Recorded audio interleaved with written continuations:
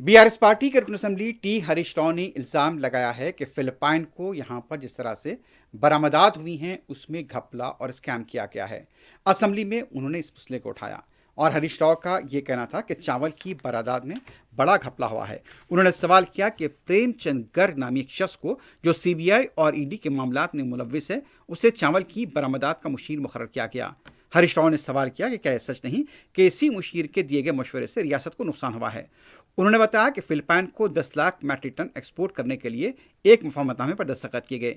इसे एक अजीम बैनुल-अक़वामी माहिदा करार दिया गया और उसे अपनी फतह करार दिया, लेकिन अब यह मामला घोटाले में तब्दील हो गया है।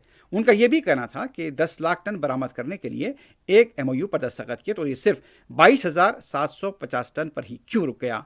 उनका यह भी कहना था कि वजीफायाब मुलाजमीन के लिए पेंशन और दूसरी सहूलतें मरात अदा नहीं की गईं।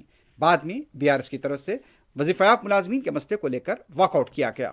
दूसरी तरफ बीआरएस पार्टी के अरकान मुकर्रना ने असम्बली के करीब एहतजाज किया है। फीस बखाजात की अदायगी को लेकर यह एहतजाज किया गया। इस मौके पर बीआरएस पार्टी के अरकान की तरफ से यह मुतालबा किया गया कि बीआरएस का यह मुतालबा है कि फौरी तौर पर फीस बाज अदायगी की रकम तलबा में तकसीम की जाए। यहाँ पर बीआरएस के अरकान मुकर्रना अपने हाथों में प्ले कार्ड्स भी थामे हुए थे। दूसरी तरफ बीजेपी की तरफ से चलो असम्बली प्रोग्राम को पुलिस ने नाकाम बना दिया। बीजेपी के अरकान असम्बली और पार्टी के कारकुन असम्बली की तरफ बढ़ने की कोशिश कर रहे थे, लेकिन गन पार्क के पास उन्हें गिरफ्तार कर दिया गया। यह बताया जाता है कि बीजेपी का इल्जाम था कि 6 गारंटियों पर अमल नहीं किया जा रहा है। कई ऐसे मसाइल हैं जिसे हल करने के लिए हुकूमत नाकाम हुई है। बीजेपी कारकुनों की तरफ से नारेबाजी भी की गई।